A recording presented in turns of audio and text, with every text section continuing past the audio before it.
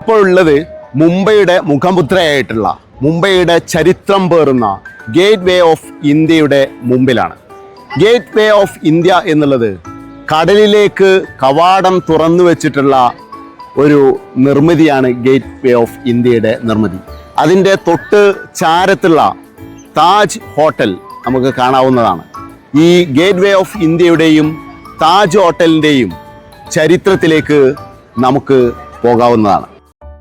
1911 India സന്ദർശിച്ച British ചക്രവർത്തി George അഞ്ചാമൻ രാജാവിൻ്റെയും Mary രാജ്ഞിയുടെയും ഓർമ്മക്കായി മുംബൈയിൽ നിർമ്മിച്ച സ്മാരകമാണിത്.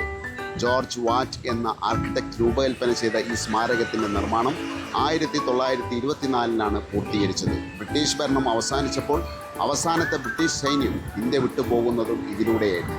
മുകളിൽ എഴുതിയിരിക്കുന്ന വാചകം 1911 ഡിസംബർ 2 തങ്ങളുടെ സാമ്രാജ്യം ചക്രവർത്തിമാരായ ജോർജ് അഞ്ചാമൻ രാജാവും മേരി രാജ്ഞിയും ഇന്ത്യയിൽ വന്നിറങ്ങിയതിൻ്റെ ഓർമ്മക്കായി നിർമ്മിച്ചത്.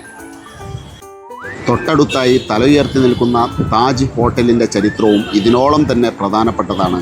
പ്രശസ്ത വ്യവസായിയായ ജംഷഡ്ജി ടാറ്റ ഇന്ത്യൻ അതിഥികൾക്ക് യൂറോപ്യൻ നിലവാരത്തിലുള്ള ആഡംബരം ഉറപ്പാക്കാൻ വേണ്ടി 1903 ഡിസംബറിൽ പണി കഴിപ്പിച്ചതാണ് ഈ ചരിത്രപ്രസിദ്ധമായ ഹോട്ടൽ.